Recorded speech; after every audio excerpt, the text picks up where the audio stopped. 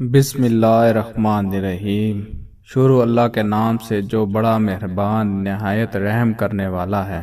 ناظرین، میں ہوں محمد داؤد اور آپ دیکھ رہے ہیں داؤد ٹی وی۔ 7 تباہ کن گناہ۔ حدیث نبوی صلی اللہ علیہ وآلہ وسلم۔